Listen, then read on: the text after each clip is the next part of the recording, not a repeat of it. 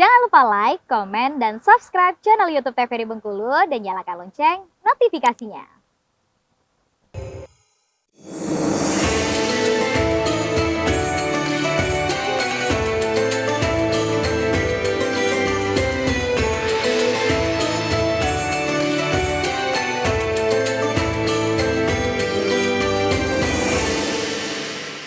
Baik, masih kembali pemirsa di rumah dan juga ibu-ibu Majelis Taklim Al-Manar Pondok belakang pondok ya yang ada di tetangga TVRI Bengkulu.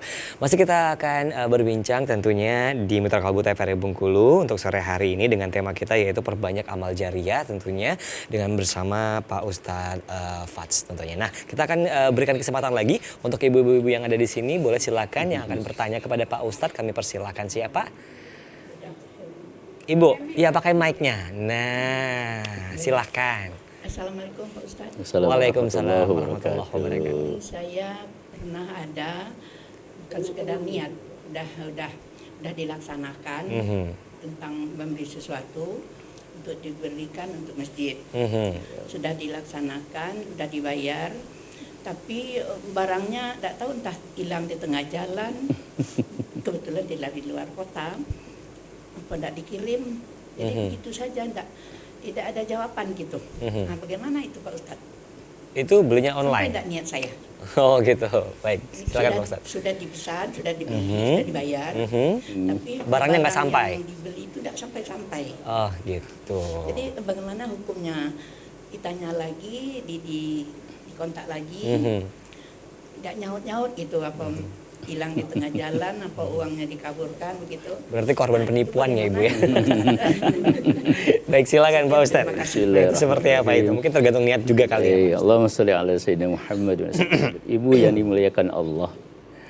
Allah itu innallaha la yanzuru ila qulubikum wa a'malikum. Allah itu melihat dari hati kita.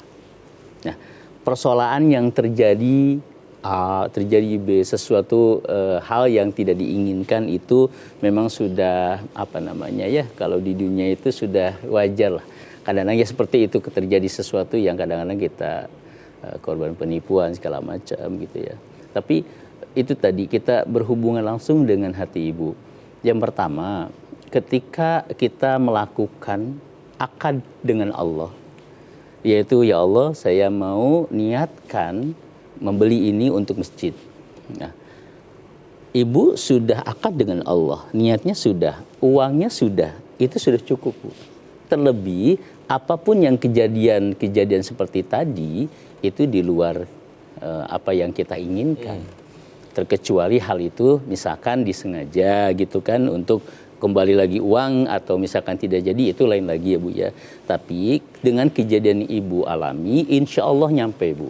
Yang penting seperti tadi Allah itu melihat dari sisi hati ibu, niat keluarga ibu itu akan sampai kepada Allah Subhanahu wa taala dan sampai kepada yang diniatkan itu tadi. Apapun yang diniatkan itu insya Allah Allah Subhanahu wa taala. Karena begini Bu, yang tahu diri kita hanya diri kita sendiri. Yang tahu kelebihan dan kekurangan hanya diri kita sendiri. Yang tahu amaliyah kita untuk ketemu Allah hanya kita. Dan hanya yang tahu kekurangan ibadah kita hanya kita sendiri di hadapan Allah. Jadi kita berusaha untuk menekan senekan-nekannya kita di hadapan Allah, berusaha untuk terus berusaha bahwa kita itu harus menjadi yang terbaik. Adapun yang terjadi apapun, kejadian apapun di luar keinginan kita itu bukan keinginan kita. Tetapi dengan niat yang ibu tadi insya Allah sudah nyampe. Ya mudah-mudahan sebagai tambahan bahwa kalau kita tahu diri kita sendiri, bagaimana kita caranya dekat dengan Allah, bagaimana cara kita ini dengan Allah. Kadang kita juga nih, maaf Mas Mami, bahwa kadang-kadang orang dilihat sedekah itu dari nilai cukup besar ya Bu ya. Nah, belajarlah sesuatu yang semampu kita. Amaliyah, jariyah, kadang-kadang kita tidak tahu. Kadang ketika kita sedang berjalan di sebuah masjid, ada sampah kita ambil, ya kita ambil. Selama masjid itu bersih, insya Allah kita dapat ganjarannya. Karena hanya Allah. Kadang-kadang kita melihat dari sisi kecil, sisi besar, kan gitu. Nah, kembali kepada ibu pertanyaan tadi, bukan Allah melihat dari barang uang yang ibu sedekahkan. Tapi yang Allah dilihat adalah pahala yang nyampe kepada Allah Subhanahu wa taala. Bentuk niatnya ini yang nyampe kepada Allah Subhanahu wa taala. Kenapa sih bisa seperti itu? Allah itu setelah sholat ada namanya Allah berinfak, berzakat ya Bu ya. Terus Allah memerintahkan itu semua. Agar apa? Agar kita itu mempunyai nilai di hadapan Allah, bukan hanya kita membahagiakan diri kita sendiri, tapi kita mampu membahagiakan orang. Itulah indahnya Islam, itulah indahnya Allah, itulah indahnya Rasulullah sebagai uswatun hasanah kita. Sampai rela Rasulullah SAW ketika ada tamu, beliau hanya ada beberapa biji kurma, tapi itu hanya makanan terakhirnya baginda Rasulullah. Rasulullah lalu mematikan lampu, memberikan kurma itu seperti Rasulullah mengunyam. Saking membahagiakan orang lain. Seperti itulah baginda Rasulullah. Lebih dari itulah baginda Rasulullah. Jadi mudah-mudahan apapun niat ibu, seperti apapun niat ibu, Allah akan memandang sebagai nilai ibadah yang tertinggi di hadapan Allah, insya Allah. Amin, amin ya rabbal alamin. Ya. Masih ada lagi Bu? Cukup? Cukup, baik. Ada lagi mungkin selain dari ibu yang barusan? Nah, silakan.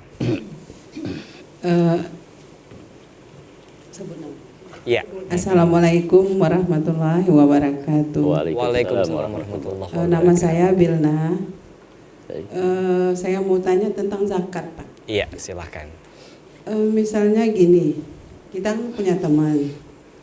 Teman kita itu kita lihat masih sehat, masih muda, masih kuat. Nah, kadang-kadang kasihlah zakat ke saya, kasihlah zakat ke saya. Nah, karena kita teman, awalnya kita kasih, terus minta lagi. Nah, itu gimana Pak? Oke, baik. Baik Pak Ustadz, ini masalah zakat yang orangnya masih mampu. Ya, silahkan. Baik. Bismillahirrahmanirrahim. Muhammad. Sedekah sama zakat bedanya gini. Kalau sedekah tanpa keniatan insya Allah nyampe. Tapi kalau zakat, contoh kita ambil contoh zakat fitrah misalkan, atau zakat mal atau zakat lainnya. Kalau zakat itu harus ada ijab, harus ada qabul, harus ada niat.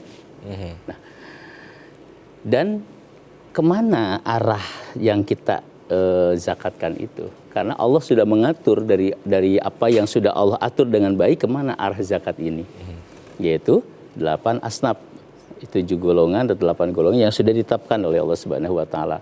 Nah, oleh karena itu Ibu, soal kita berteman, kembali kita lihat beliau itu termasuknya ke golongan yang mana? Apa memang golongan miskin, atau golongan yang memang duafa, atau dia seorang guru ngaji yang memang ada haknya misalkan.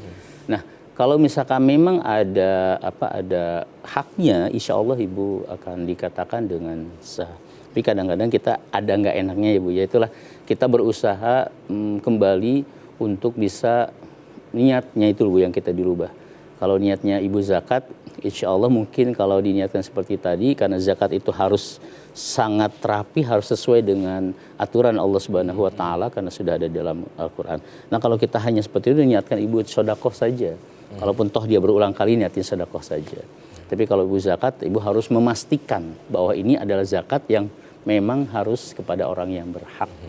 Tapi kalau dia memang berhak, insya Allah sah Bu, insya Allah sah. Hakul yakin sah. Intinya kalau kita memberikan zakat itu harus tepat tempat kita memberikan zakatnya ya Pak Ustadz. Betul ya. sekali. Gitu. Udah cukup Ibu? Cukup ya. Nah baik kalau gitu tahan dulu, kita mau jeda iklan dulu ya Ibu ya. Boleh, nanti silahkan pertanyaan lagi tentunya, tapi kita akan jeda iklan terlebih dahulu. Baik pemirsa di rumah dan juga ibu-ibu yang dari studio, kita akan kembali jeda iklan terlebih dahulu. Tetap bersama kami di Mutiara Kolbu TVRI Bengkulu.